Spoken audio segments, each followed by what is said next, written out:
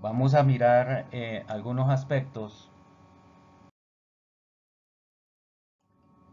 eh, de tema jurídico para ir de pronto aclarando dudas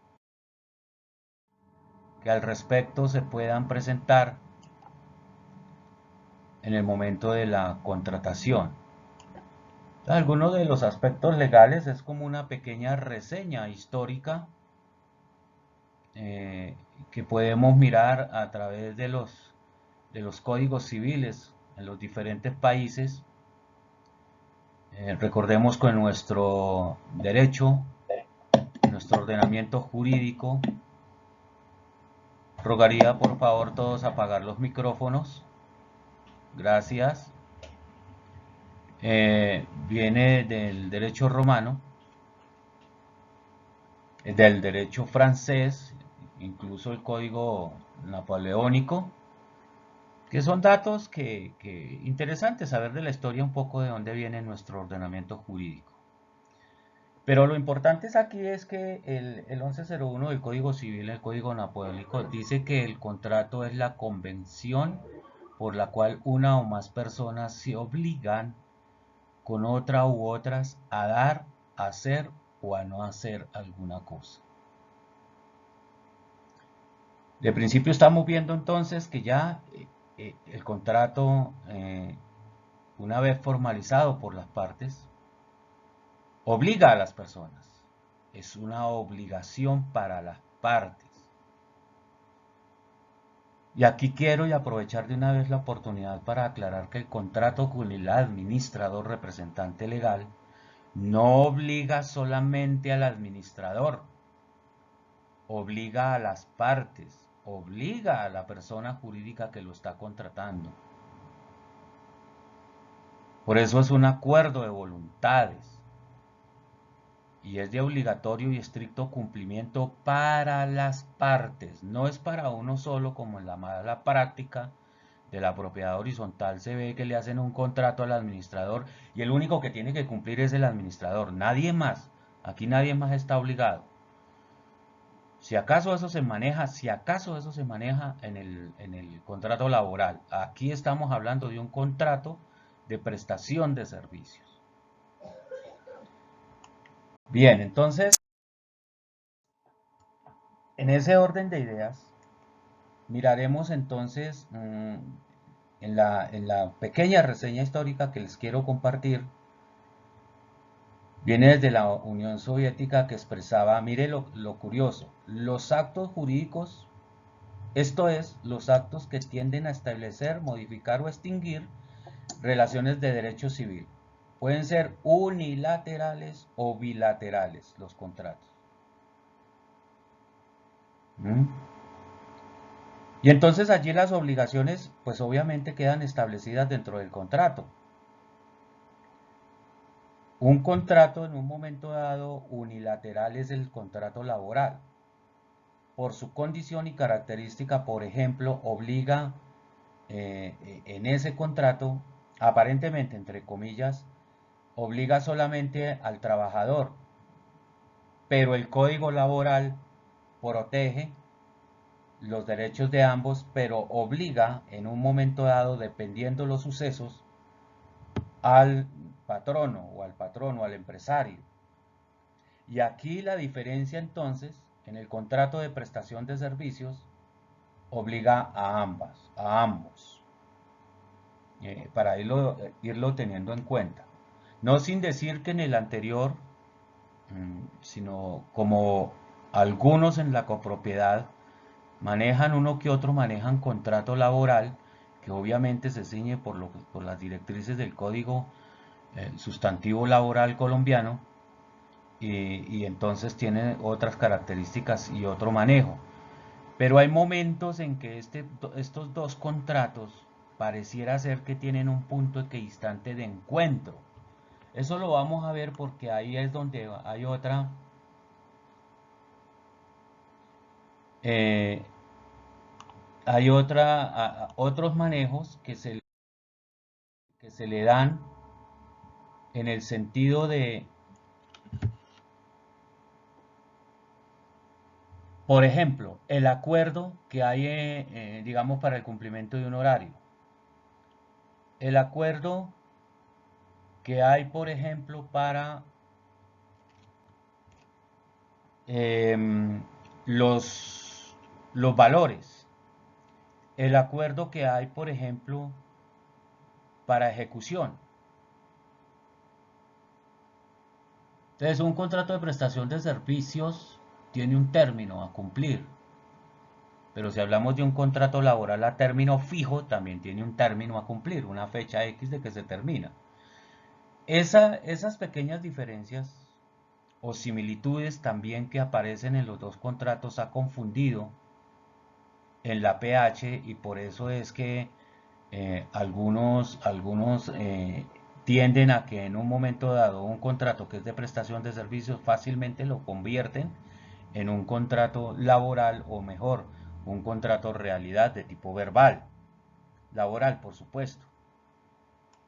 Y esa es de pronto las claridades que queremos hacer en la mañana de hoy para que quede claro el tema de la diferencia y cómo es el manejo de los diferentes de los dos contratos. Pero hoy estamos centrados en el contrato de prestación de servicios, que es el fuerte y es el común denominador de prestación de servicios con el administrador. El contrato de prestación de servicios tiene unos elementos y unos requisitos de tipo en el acto jurídico que deben ser cumplidos a cabalidad. Y entonces están los elementos personales, los elementos reales y los elementos formales. ¿Y qué será eso? Los elementos personales, que son los sujetos, ¿no? Que son personas físicas o personas jurídicas, ¿no? Pero que tienen una capacidad, ¿no? De cumplimiento, que puede responsabilizarse y que tiene esa capacidad de actuar dentro de un contrato.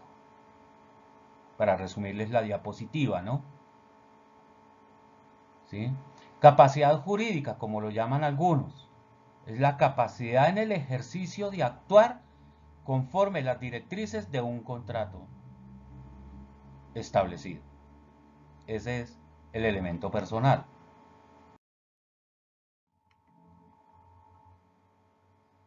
Luego entonces miramos que hay los elementos reales. ¿Cuáles serían? La prestación, o sea, lo que hago, debo hacer o dejar hacer, ¿no? El objeto del contrato por un lado y la contraprestación, por ejemplo, dar una suma de dinero u otro acuerdo. Recordemos que también el contrato puede establecer pago eh, en especie, ¿no? En el buen entendido de la palabra especie, ¿no? No sé, yo hago un trabajo y usted me da un bulto de arroz. Yo hago un trabajo y usted me da una caja de panela. Yo hago un trabajo y usted me hace un mercado que equivalga a tanto y o me da un vestido no sé qué, o me da un carro, o me da un no sé, especie. O como es natural y el común denominador que tenga un reconocimiento económico, una remuneración, unos honorarios, un valor por ese trabajo o por ese servicio que yo voy a desarrollar dentro de ese contrato. Y miremos aquí que hay cosas que ya he dicho, y si están juiciosos leyendo la diapositiva, se dan cuenta que hay cosas que ya se han venido incumpliendo en el contrato de prestación de servicios con el administrador, y que hay contratos que no son muy claros y por eso se prestan a confusión, y por eso en el momento de terminar el contrato, bilateral o unilateralmente, sobre todo cuando se da unilateralmente la terminación del contrato, se presentan muchos inconvenientes incluso llegando hasta la demanda. Miremos los elementos formales. Pues aquí nos habla del conjunto de signos mediante los cuales se manifiesta el consentimiento de las partes. Aquí estamos hablando más exactamente del clausulado. ¿Cuáles son los acuerdos que hacemos? ¿Cómo se va a desarrollar el objeto del contrato? ¿A qué se obliga usted? ¿A qué me obligo yo? ¿Sí? Entonces, el contrato debe establecer claramente,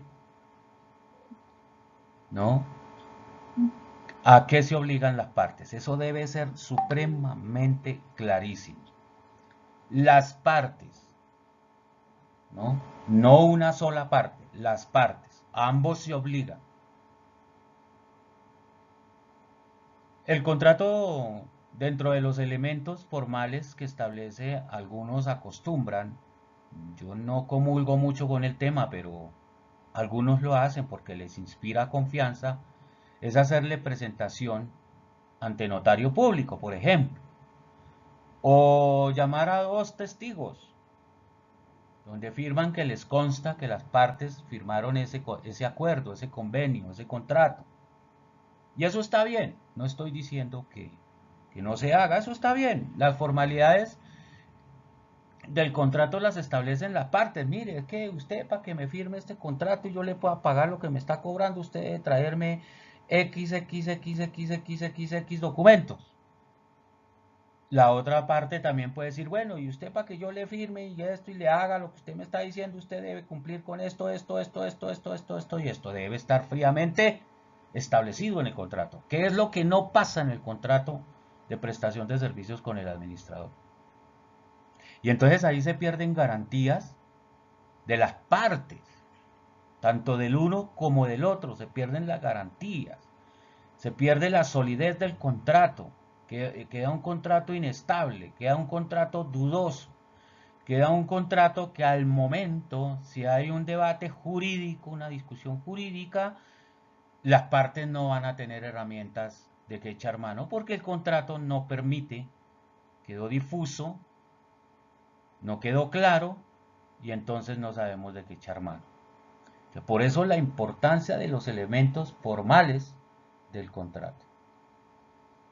Entonces, no solamente el elemento formal de la identificación de las partes, hablo en nombre completo, número de cédula, dirección, correo electrónico, número de celular, números de contacto, etcétera, etcétera, eh, eh, sino también esas formalidades en las cuales se debe tener claro el objetivo, que es uno de los primeros elementos importantes del contrato de prestación de servicios, el objetivo, ¿no? Que quede muy claro el objetivo del contrato. Lo mismo que se establece en el contrato, en los elementos formales, se establece el tiempo de ejecución del contrato. Estamos hablando de que se va a desarrollar en 6 meses, 8 meses, 10 meses, un año, año y medio, 2 años. Bueno, ¿cuánto tiempo se va a ejecutar eso? ¿Qué voy a hacer? Y es claro y preciso que esté fecha de inicio, fecha de terminación. ¿Para qué tan importante este elemento formal? Para la liquidación del mismo, cuando por las razones establecidas se deba dar por terminado ese contrato. Elementos reales, hay muchos. Por ejemplo, ya les he hablado, la remuneración, el objetivo, el tiempo de ejecución, las obligaciones de las partes, como cuarto elemento, donde eso debe estar muy claro y preciso en el reglamento, perdón, en el contrato que firman las partes.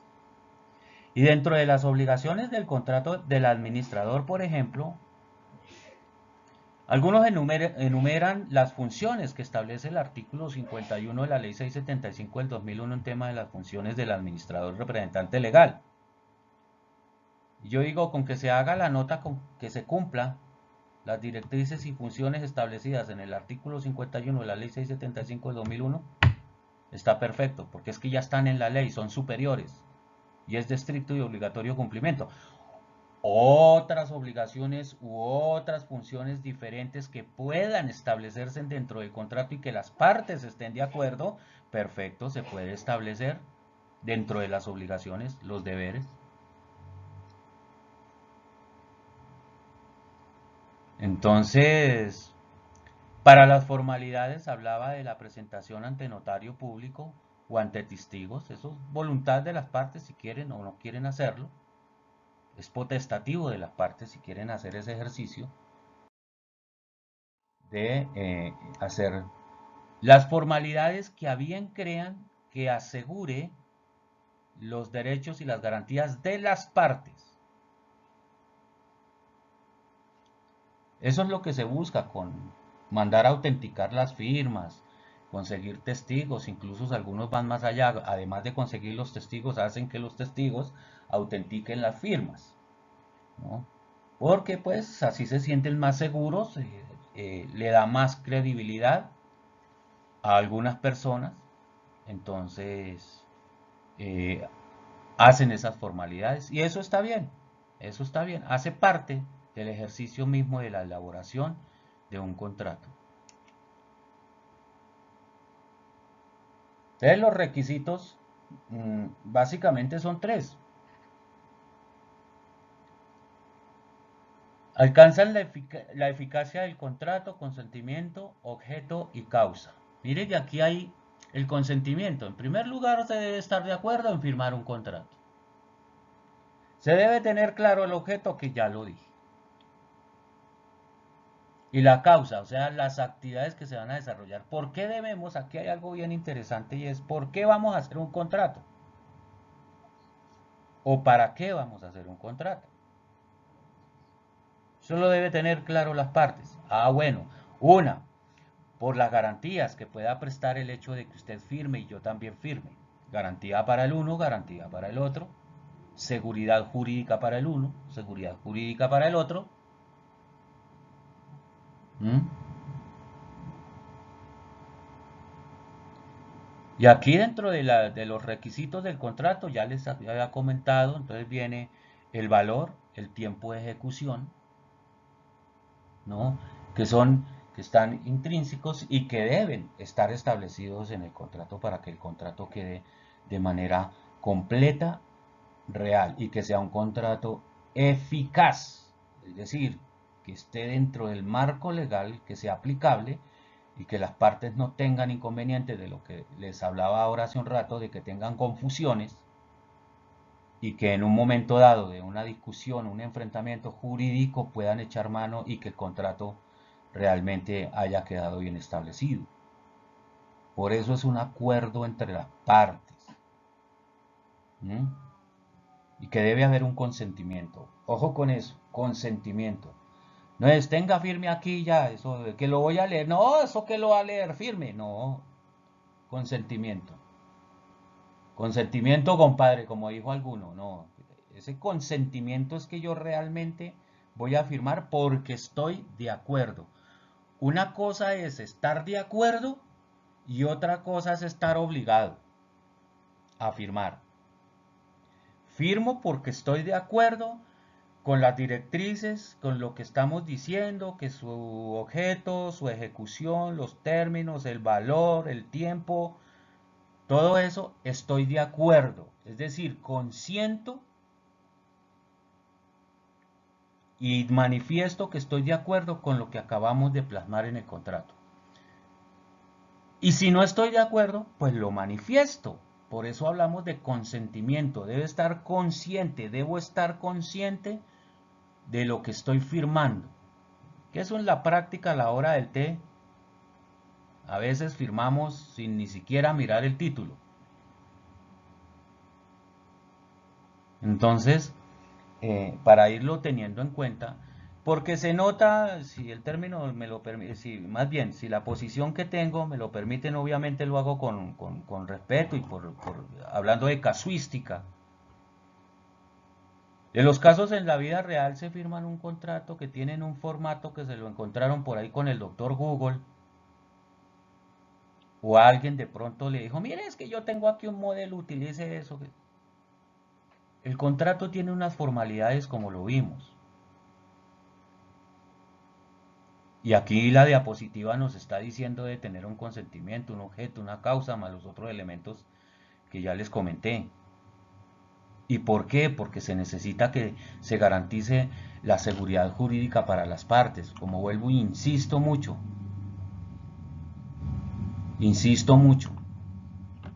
el contrato no es garantía para uno solo.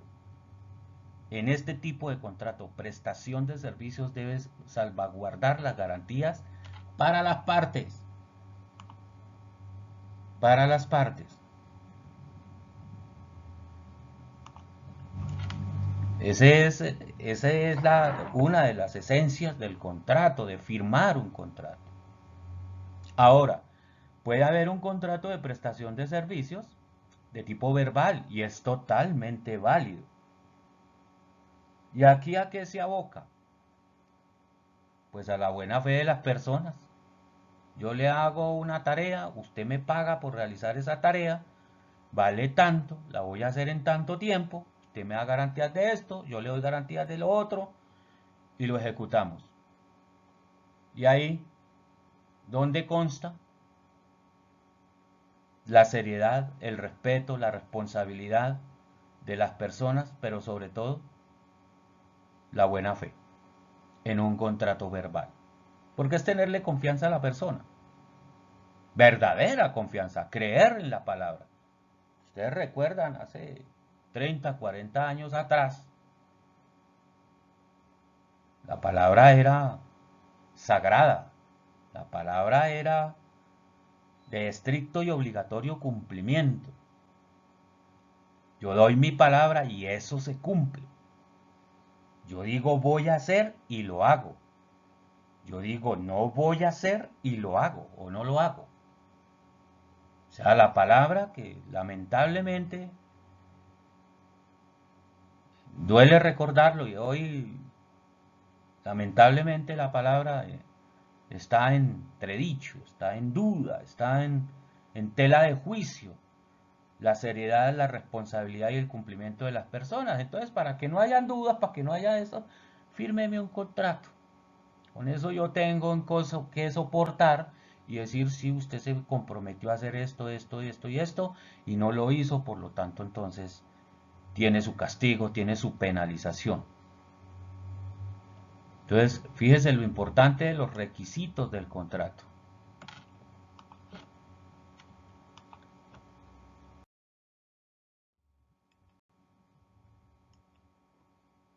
Ese consentimiento que expresa la voluntad, ¿no?, de las personas.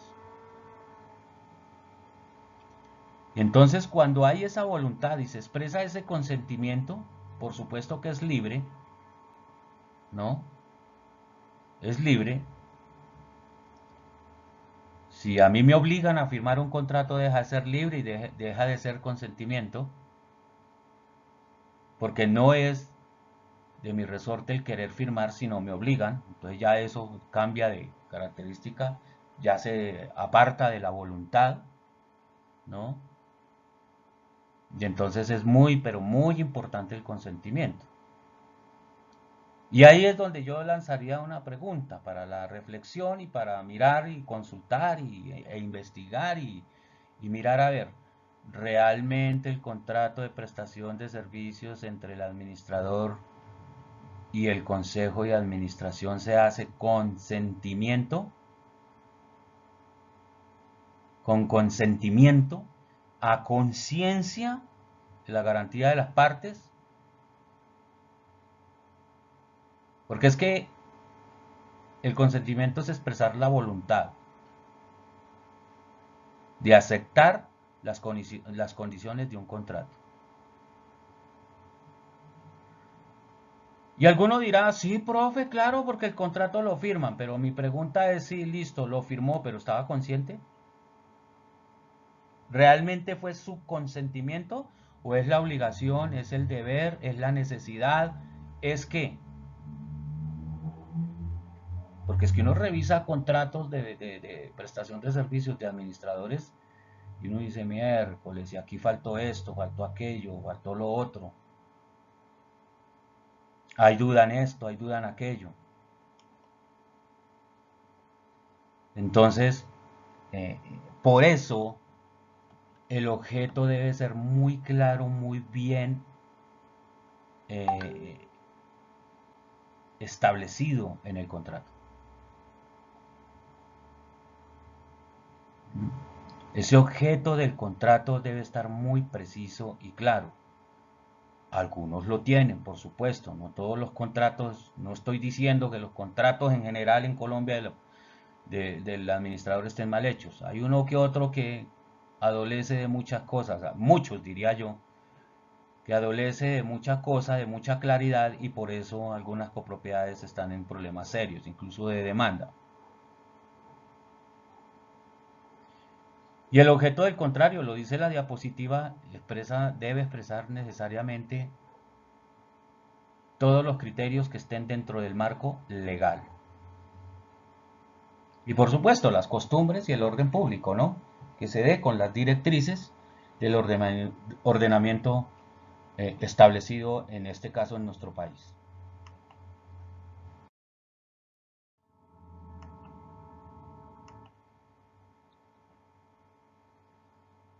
La causa. Que haya una causa, las garantías, por ejemplo, es una causa para firmar el contrato. Es que mejor que escribamos, porque eso, yo soy uno de los que digo, eso mejor escribamos, así sea en un papelito, en una hojita, escribamos porque es que la mente nos juega malas pasadas en un momento dado y yo creo tener una mente prodigiosa y de pronto en un momento dado, bueno, ¿y cuándo fue que yo dije que iba a entregar ese trabajo? Ay, yo no me acuerdo, y ahora, y entonces se vuelve una discusión de la palabra del uno contra el otro. Entonces, no, usted me dijo que en un mes, no, yo le dije que en 3 meses, no, que usted me dijo que en un mes, no, que yo, 3 meses y un mes, y ahí hay una discusión y se agranda el problema y no hay claridad en las cosas. Mire que acá hay algo interesante. Me imagino están leyendo la diapositiva, juiciositos. Un contrato no tiene causa cuando las manifestaciones de voluntad no se corresponden con la función social que debe cumplir. Tampoco cuando se simula o se finge una causa. De hecho, ya hay falsedad en documento. El contrato debe tener causa y esta ha de ser existente, verdadera y lícita.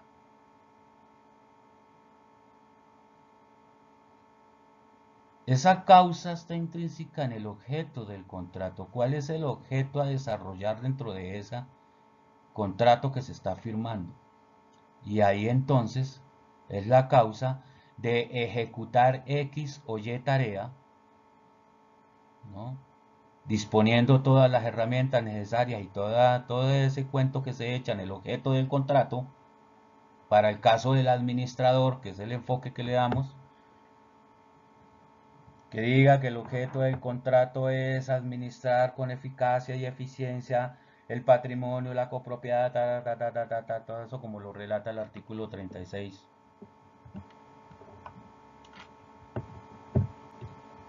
y 35 de la ley 675 del 2001. Que debe haber una causa que ha de ser existente, es decir, necesitamos el administrador representante legal, verdadera, que se hace necesario porque existe un patrimonio que hay que administrarlo y sobre todo que sea lícito.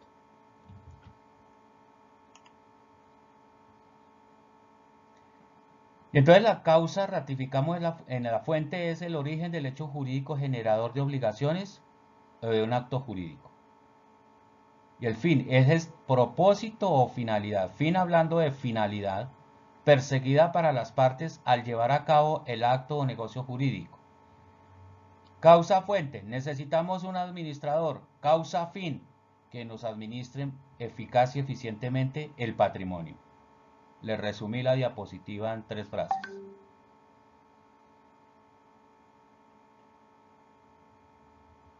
Les suena bien interesante por qué insisto yo en que debe estar claro ese contrato de prestación de servicios. Y hay algunos contratos que lamentablemente dejan la puerta abierta tanto que para una parte o la otra tomen del pelo en el contrato. O sea, incurran en el incumplimiento y no pasa nada. Y lo peor, no puedo hacer nada. ¿Ve? Y entonces ahí el clausulado es muy importante. Mire que el objetivo traza, orienta y da unos principios de desarrollo del contrato. Pero más adelante dice, las partes hemos acordado eh, firmar el presente contrato bajo las siguientes cláusulas. 1. El contratante de tal, contrata los servicios del contratista, para que tal cosa, no sé qué. Cláusula segunda, cláusula tercera, valor, tiempo, etcétera. Y todas las cláusulas que haya lugar para el cumplimiento del objetivo del contrato. Entonces todos sabemos y conocemos que uno de los primeros o el objetivo principal del contrato es que el contratista administre el patrimonio, los bienes y áreas comunes de la copropiedad eficiente y eficazmente. Pero que la ley le da unas funciones, entonces en el contrato se establece que cumplirá cabalmente y será de estricto y obligatorio cumplimiento las funciones establecidas en el artículo. No hay necesidad de enumerarlas. Las funciones establecidas en el artículo 51 de la ley 675 del 2001. Y que será civilmente responsable como lo establece el artículo 50 de la ley 675 del 2001. No hay necesidad de transcribirlo. Bueno, si quieren hacer largo un contrato que de pronto se vuelva cansón para leerlo, pues bueno, pueden compartir y establecer los artículos. Pero lo que quiero decir es que no es necesario que solamente citen el artículo, porque pues ya está en la ley y la ley es superior a ese reglamento.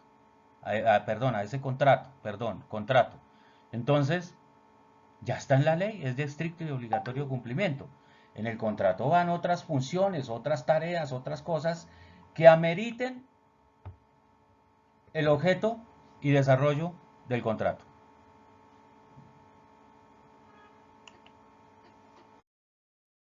Bueno, hasta ahí vamos bien, me están escuchando, están viendo las diapositivas, estamos bien, ¿verdad? Perfectamente, sí, señor. Formación del contrato.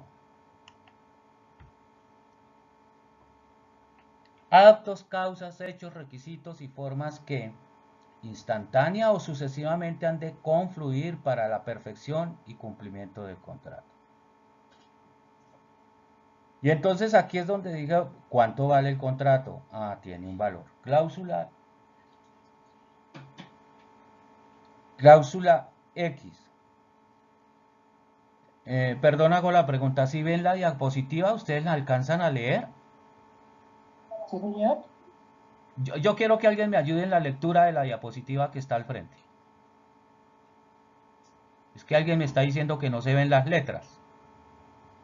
¿Alguien me ayuda con la lectura, por favor, para certificar que sí la ven? Formación del contrato. Se trata aquí de analizar aquellos actos, causas, hechos, requisitos y formas que instantánea o sucesivamente han de confluir para la perfección y cumplimiento del contrato. De pronto, profe, es el color amarillo, pero se puede leer. Bueno, bien, perfecto. Presento disculpas, entonces en la incomodidad cambiaré los colores en una próxima vez. Bien, gracias, don Dionisio. Entonces fíjese que hay una serie de cosas que sucesivamente confluyen para la perfección y el cumplimiento de ese contrato. Entonces, ¿qué es? Les decía, un valor, acordamos un valor. Un tiempo de ejecución, acordamos un tiempo de ejecución. ¿Qué va a hacer? X, Y, Z, tareas, ta. ¿Qué garantías presenta tanto el contratante como el contratista? Por ejemplo, para el administrador que algunas copropiedades practican eso, y es solicitarle la póliza. Bueno, cláusula 85, el contratista deberá constituir póliza de cumplimiento y responsabilidad, no sé qué, no sé qué, no sé qué, la clase de póliza que acuerden, para el amparo de los manejos de los recursos de la persona jurídica, por ejemplo. Y si se notan, todas las que le estoy diciendo ahí llevan una secuencia, son sucesivas, una lleva a la otra. ¿Para qué y por qué? Por las garantías mismas que debe ofrecer el contrato para las partes.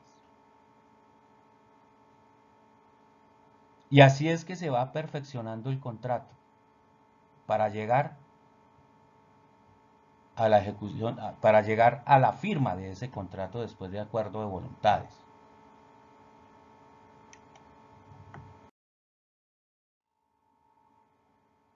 Y entonces, acuerdo de voluntades, el contrato,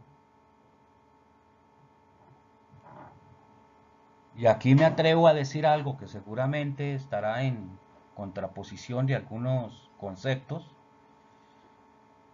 cualquier tipo de contrato, el que sea, el que se le ocurra,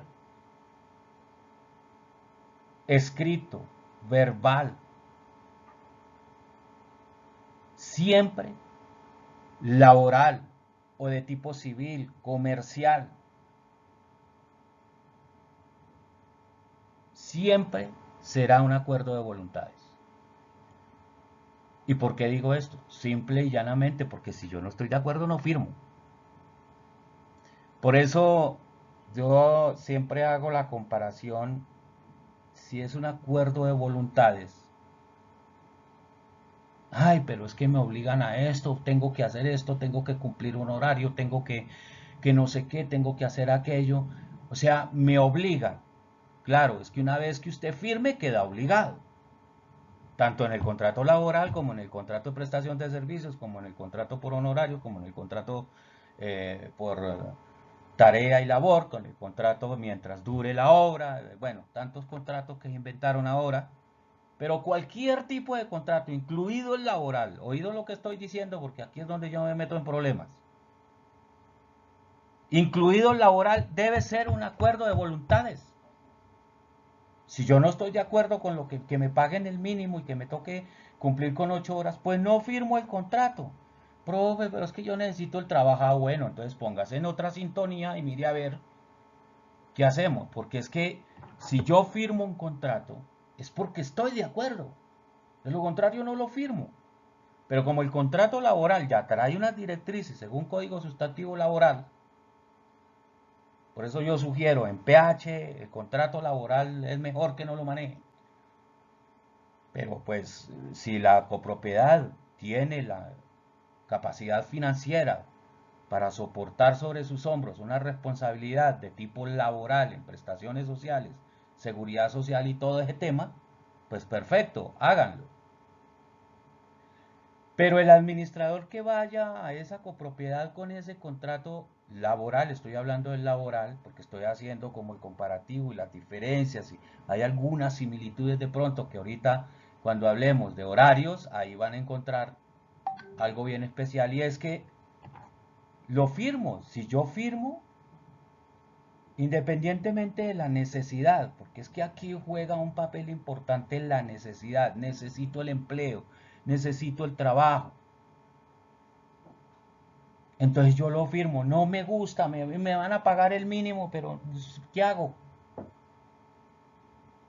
Entonces la manifestación de voluntad se hace verdaderamente voluntaria o es porque me toca, porque no hay otra opción. El contrato laboral, ¿no? Me vengo al contrato de prestación de servicios, aquí ya hay más libertad, yo puedo decir mi trabajo vale tanto y si no me pagan eso no firmo.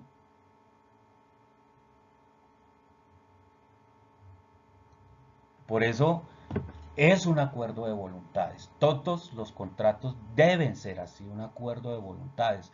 No es que beneficie a uno, al contratante, solamente, o que beneficie solamente al contratista. No, el contrato en su esencia es que garantice los derechos de las partes y le dé garantías a ambos, y que ambos están protegidos con el ordenamiento jurídico y las garantías que se le aportan a ese contrato para que no tengan inconvenientes.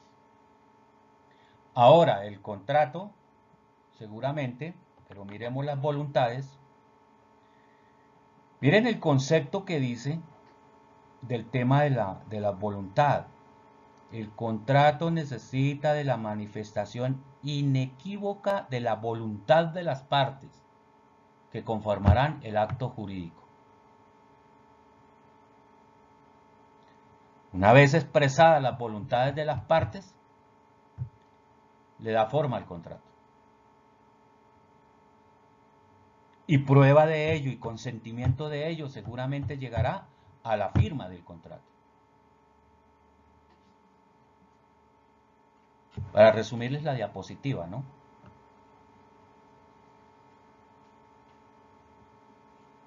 Entonces, esa vida jurídica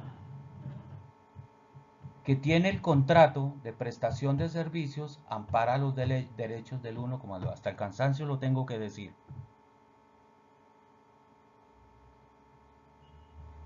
Debe garantizar y amparar a las partes, no a uno, no a una parte. Habrá de pronto un contrato unilateral que simple y llanamente tengo que hacer eso y exclusivamente eso y no puedo, entonces ya es diferente. Por ejemplo, un ejemplo aquí para salirme un poquito de la línea, pero para un contrato unilateral, ¿cuál sería? El contrato con las empresas de servicios públicos domiciliarios. Ese es un contrato unilateral. Usted solicita el servicio y lo único que tiene que hacer es firmar. Es más, porque nunca se lee ese contrato. Viene en letra pequeña, es muy extenso, viene enredado, con todo el marco jurídico de la ley 142 y 143 y sus reformas. Entonces no pido el servicio con tal de que a mí me instalen el servicio y todo funcione bien y que la tarifa pues al menos sea asequible. Pago. Ese es un contrato unilateral. O sea que ya es un contrato que ni siquiera lo firmo, sino que por el hecho de haber pedido el servicio ya estoy obligado. Una vez yo firmo la instalación, agua, gas, electricidad, internet, y firmo que me instalaron, ahí firmé ya la obligación y estoy diciendo que estoy de acuerdo. Bonito, ¿no? Vamos bonitos en el contrato. Bien.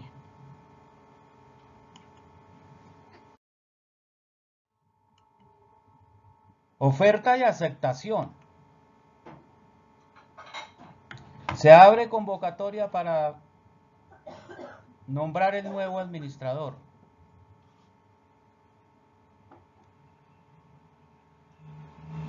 Viene la oferta.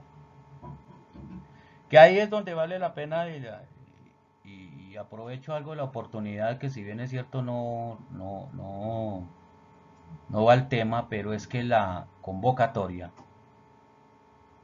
para el administrador, es decir, la oferta, dice el conjunto residencial tal, abre convocatoria para el cargo de administrador, representante legal tal, y entonces ahí dan una serie de cosas y requisitos, exigencias, desde la misma convocatoria, vienen ya unas exigencias y todo es que lo tenga que cumplir el administrador. Y entonces yo le digo, ¿por qué lo llaman oferta? No están ofreciéndole absolutamente nada al administrador más que el cargo, pero no hablan de cuántos honorarios, no hablan de cómo es la situación de la copropiedad, no hablan de un pequeño diagnóstico de cómo está la copropiedad, cuántos son sus honorarios, nunca lo dicen en la convocatoria. Entonces es una oferta que para mí está coja e incompleta y carece de mucha información que le podría servir al administrador para decidir si se postula o no se postula. Entonces, para ahí viene la oferta y viene la aceptación. Entonces, en las condiciones que hoy por hoy se hacen las convocatorias para administrador, y de paso hablo de la convocatoria revisor fiscal y contador, entonces se llenan de unas exigencias, pero no hay oferta. Lo único que se ve como oferta es que hay un cargo por ocupar. El resto es solo exigencias, pero de oferta nada. Mire, pagamos esto, garantizamos aquello, garantizamos... No, simplemente una serie de cumplimiento de requisitos. Y entonces ahí el administrador, en esa información que le dan en la convocatoria, pues se presenta y se encuentra con la sorpresa que los honorarios no corresponden, por ejemplo, a su aspiración, a su experiencia, a su conocimiento. Pero ¿qué hace? Acepto, ¿no? Pues que la necesidad, entonces, es mucho más importante la necesidad de tener obviamente un trabajo, y lo entiendo claramente, a mí me ha pasado, pero no debe ser el criterio para aceptar un cargo. No debe ser el criterio principal para aceptar un cargo. Los criterios deben ser totalmente diferentes. Las garantías que me ofrezcan de estabilidad contractual, por ejemplo, que nadie lo tiene en cuenta. Nadie. Y entre otras cosas, hoy por hoy en Colombia, uno de los contratos más inestables es el contrato con el administrador, que adolece de estabilidad. El contrato siempre lo pactan a un año, jamás se cumple eso. A duras penas uno que otro cumple la anualidad. Y eso a las malas, porque hay administradores que no se dejan sacar. Entonces se desvirtúa el tema de la oferta y de una aceptación realmente con consentimiento.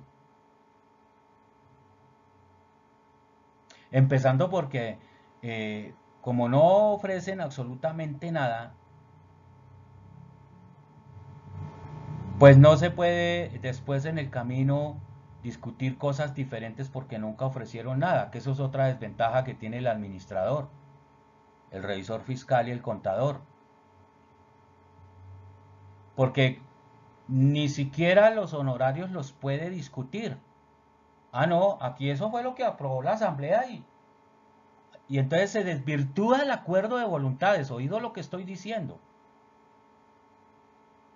El contrato es un acuerdo de voluntades como ya lo vimos, pero el administrador se presenta a determinado conjunto y debe aceptar sí o no, o sí mejor, los honorarios que estableció y que aprobó la asamblea a través del proyecto de presupuesto. Y es eso porque eso fue lo que aprobó la asamblea. Si a usted no le sirve, a otro sí le servirá porque hay una cola de 50 hojas de vida más. Entonces ahí viene el tema de la necesidad. Yo acepto porque dijo mi abuela, malo con ello, pero peor sin ello. Entonces es poquito, pero al menos tengo algo. Más vale pájaro en mano que 100 volando, decía ella. Y entonces esa permisidad, ese conformismo de aceptar lo poco que me ofrecen en mi trabajo, pues yo sí realmente pongo en tela de juicio, digo, realmente tiene conocimiento, tiene experiencia, porque es que el conocimiento y la experiencia cuestan. La dedicación cuesta. La responsabilidad cuesta. Voy en 4. La dedicación, seriedad, honorabilidad, honestidad cuestan. ¿Completé cuántas? 8. Pero a eso no le dan valor, eso no. Eso no tiene importancia. Para mí sí.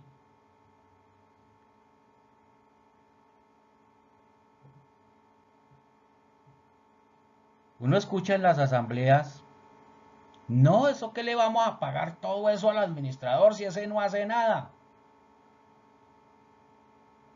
Yo le dije alguna vez a alguno este año, le dije, pues postúlese usted como administrador. A ver y me cuenta dentro de 3 meses cómo le ha ido.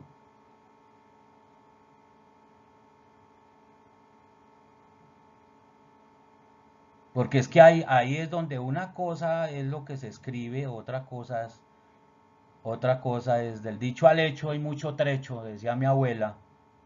Una cosa es escribir cosas en la convocatoria, otra cosa es escribir cosas en el contrato y otra cosa es ejecutar la profesión de la gerencia administrativa en propiedad horizontal. Y ahí es donde las cosas empiezan a cambiar, que la realidad es otra.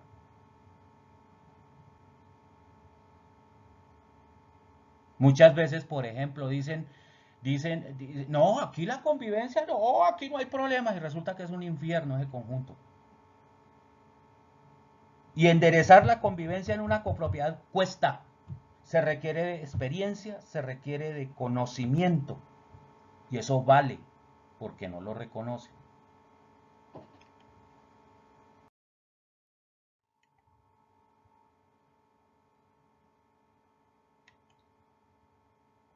Esta parte es simple y llanamente resumirles la diapositiva, es simplemente un contrato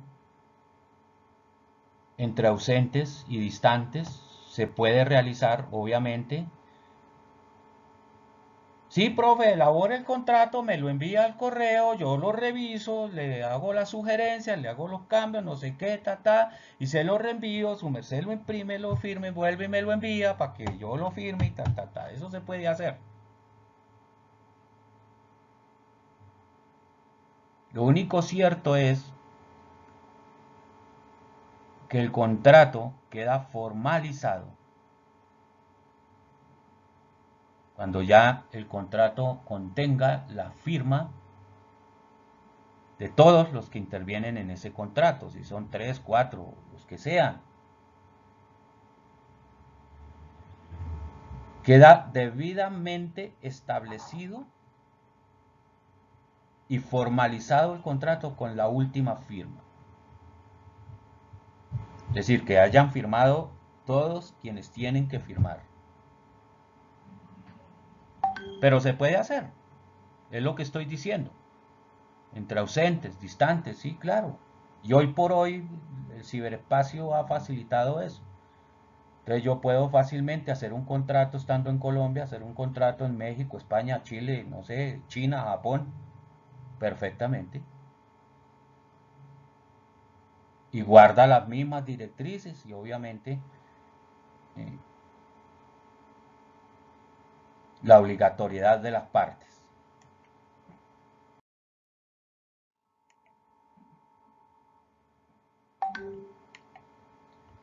Generalmente,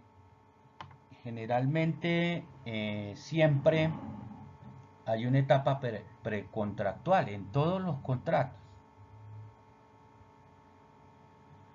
Una etapa que se debe surtir y se surte, de hecho, en el ejercicio mismo. Es una vaina automática. Es una vaina del mismo esencia del quehacer. Me explico. Profe, es que aquí necesitamos mirar y revisar la actualización y reforma del reglamento. Claro, con todo el mayor gusto, yo lo miramos, lo analizamos y se les orienta. Ahí empieza una etapa precontractual. Porque estamos diciendo que hay que hacer una tarea previa al contrato, es decir, hay que revisar, hay que mirar qué le falta, qué tiene, sí, claro, sí, claro, uy, sí, y sobre todo si está en mis manos, yo soy de los que no dudo, sí señores, necesitan actualizar y reformar el reglamento por estas y estas y estas y estas razones. Y recuerden ustedes que desde el 2012 hasta la fecha ha salido mucho ordenamiento jurídico, mucha ley, mucho decreto, resolución, que toca con la propiedad horizontal y que se hace necesario actualizar los reglamentos. Entonces, cuando se hace esa consulta previa, ya es una instancia precontractual. Y entonces, ¿cómo sería? ¿Cuándo? ¿Cómo? ¿Qué hay que hacer? ¿Qué requisitos? ¿Qué documentos le alisto? Profe, tal, tal, tal, tal, tal, tal, tal, tal, tal, tal, tal. Precontractual.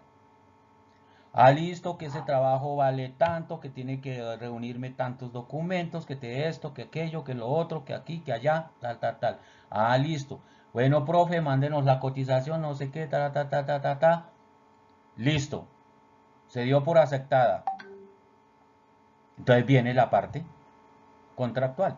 Ya sea termina ahí la pre y empieza la contractual. Es decir, la firma del respectivo contrato.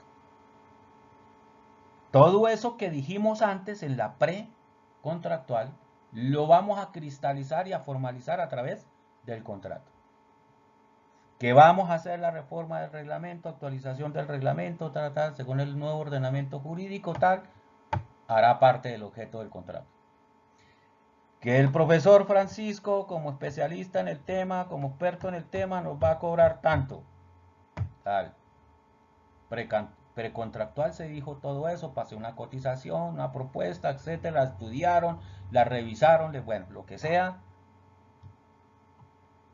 y decidieron, sí, listo, lo vamos a hacer, ¿verdad? Ahora entonces formalicemos eso a través de un contrato. Siempre habrá unas tareas antes de, por eso se llama la etapa contractual, que todo eso que sucede antes se viene a cristalizar, o como les digo yo a veces en algún momento dado, escribamos para que no se nos olvide ni a usted ni a mí. Eso es lo que sucede en la parte contractual, precontractual.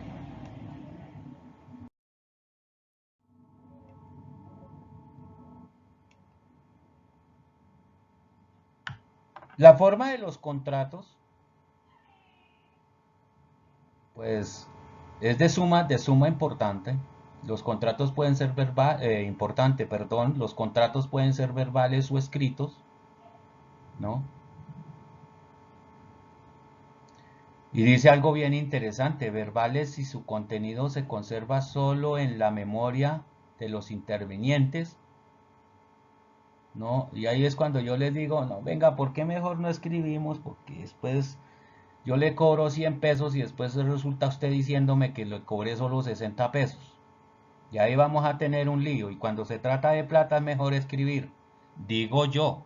Y vuelvo al principio, ¿no? De la buena fe, vuelvo al valor de la palabra y a unos principios de seriedad, responsabilidad, cumplimiento, ¿no? Y hacer el contrato verbal. Pero pues les decía, ¿no? Y miren lo que puede hacer, el contrato puede ser incluso grabación, ¿no? Puede ser texto, documento, texto, puede ser grabación, puede ser un video incluso, que dé las formalidades de un acuerdo entre las partes, un acuerdo de voluntades, eso es un contrato,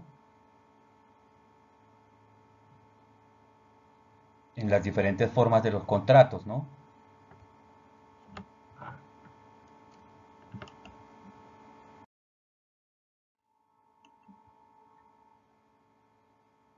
Los efectos de los contratos. Se los decía ahora al comienzo, cuando faltan algunas cosas dentro del contrato, cuando las cosas no son muy claras. Señor,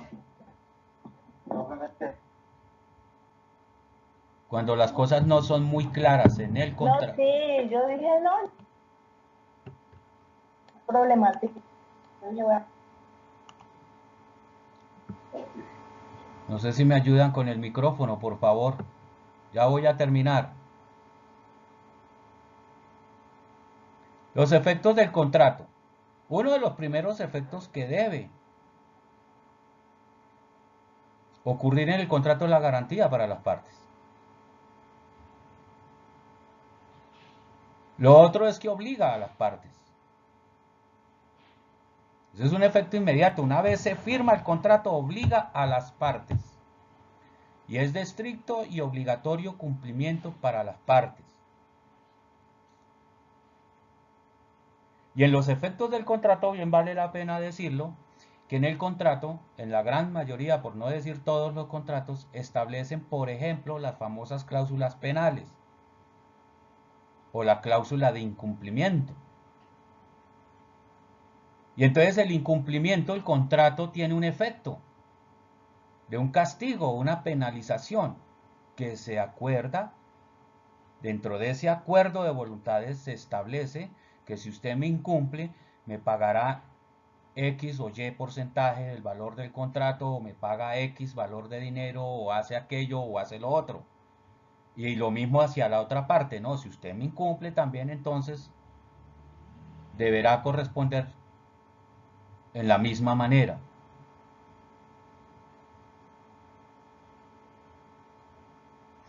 Y hay ahí muy importante, si ustedes lo ven en la diapositiva, dice un principio de literalidad, es decir, el contrato se debe cumplir al pie de la letra.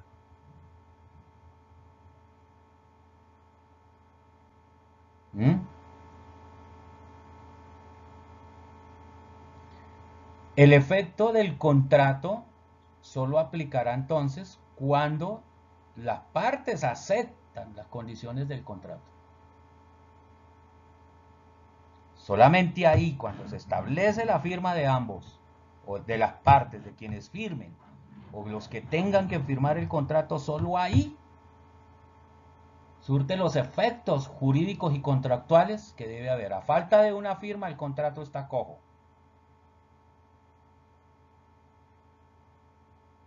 Porque si yo no firmo, si el contrato está a ausencia, mi firma, pues quiere decir que yo no estuve de acuerdo con las condiciones del contrato, algo le faltó, algo pasó, y no estoy de acuerdo, por eso no firmo. Entonces, a falta de esa firma, pues el contrato está incompleto.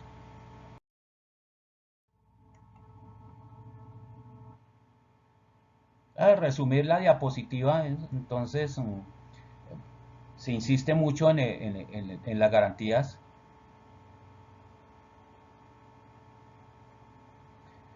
El contrato, para lo que dice la diapositiva, también debe establecer unas prevenciones en caso de incumplimiento, por caso fortuito, calamidad, no sé qué, alguna cosa. El contrato debe establecer eso.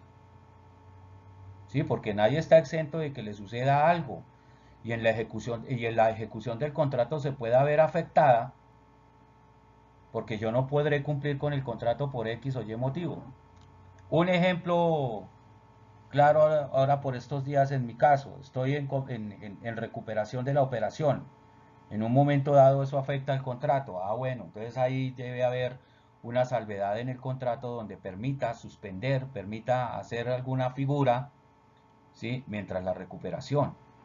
El contrato debe prever eso, porque nadie está exento de un accidente, de una enfermedad, de una pandemia, de X o Y cosa, que puedan verse frustrado el cumplimiento del objetivo del contrato y entonces a mí me van a castigar.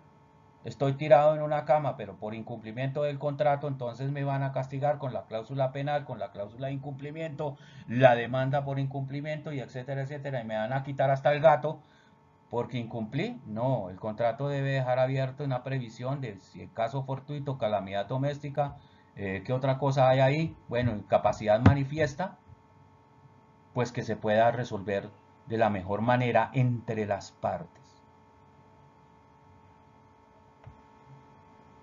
Garantías, ¿no? Que eso nunca se ve en el contrato con el administrador. Cayó en incapacidad, por enfermedad, por contagio, por accidente, por lo que sea. Y entonces ya lo quieren es cambiar. A eso se refiere la garantía del contrato. Respetar un contrato que se firmó a un año. Porque ese contrato, déjenme decirlo, del contrato del administrador, sobre todo el del administrador, lo volvieron una recocha en Colombia. Un irrespeto hacia el administrador. Entonces lo cambian cuando quieren simplemente porque no le hizo caso a un miembro del consejo. Y esos no son criterios para dar por terminado un contrato. Esas son las garantías a las que me refiero de parte y parte, porque también el administrador debe darle garantías a la copropiedad. Y en la copropiedad, la persona jurídica también debe darle garantías de estabilidad contractual al administrador representante legal. Si le dijeron por un año, es por un año. Por eso hay muchas copropiedades metidas en problemas con demandas, porque a mí me la hacen, yo ejecuto el contrato completo, lo lamento. Y máxime, si no he incumplido. Si yo estoy ejecutando el contrato conforme lo establece, tengo un tiempo determinado para ejecutar un contrato de prestación de servicios. Lo debo hacer dentro de ese tiempo. Y si yo estoy haciendo la tarea, no tienen por qué terminarme en el contrato. Ahí estoy haciendo una alerta, prendiendo las alarmas de lo que está sucediendo y que todos lo sabemos, pero es un secreto a gritos, el juego en el que han convertido el contrato de prestación de servicios con el administrador. Porque está mal interpretada la famosa palabrita que dice la ley 675, la libre remoción. Ah, es que eso es de libre remoción, lo podemos echar mañana. ¿Quién dijo eso? Ah, es que la ley dice libre remoción, sí, claro. El legislador dejó el concepto que la Asamblea General de Propietarios nombrará y removerá libremente al administrador y su suplente y fijarle su remuneración. Para ser claros, en el numeral primero del artículo 38. Dice libre remoción, removerá libremente. Ese libremente no es, ay, que es que lo contratamos hoy y lo removemos mañana. No, a eso no se refería el legislador cuando estableció ese concepto de libremente. Libremente es que la asamblea tiene la potestad de remover el administrador siempre y cuando éste, que es lo que no tienen en cuenta, esté incumpliendo el contrato, el reglamento y la ley.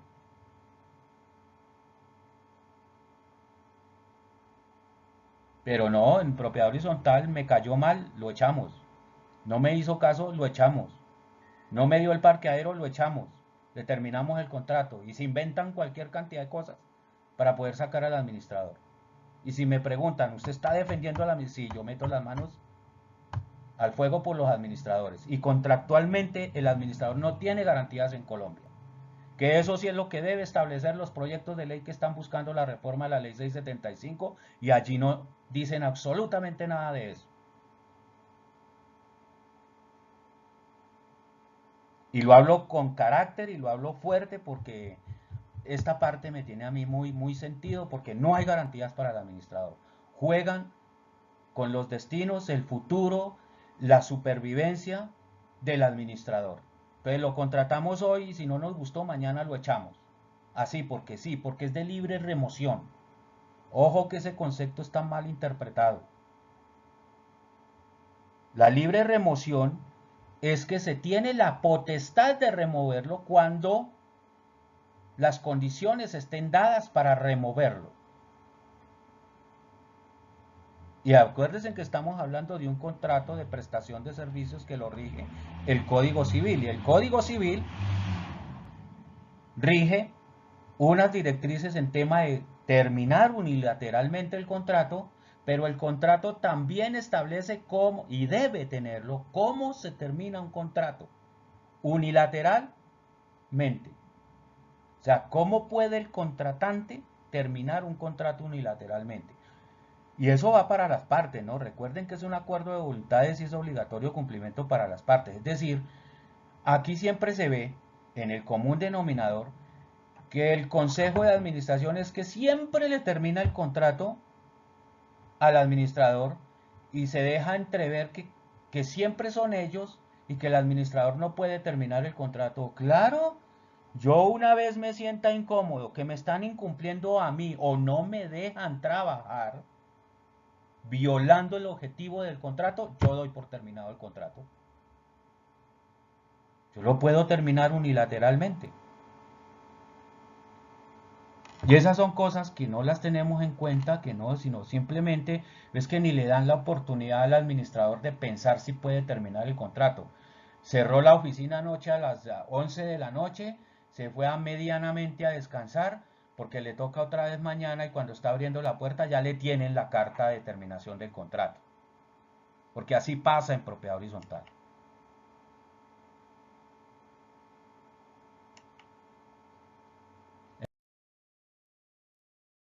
Bien, entonces una vez concluido el tema de hoy, la mañana de hoy, hemos terminado un espacio más de qué es vivir en propiedad horizontal. Muchísimas gracias a todos quienes participaron y pudieron plantear sus posturas al respecto del contrato del administrador en propiedad horizontal. Muchísimas gracias, muy amables y hasta otra oportunidad que es vivir en propiedad horizontal. Muchas gracias. Chao, chao.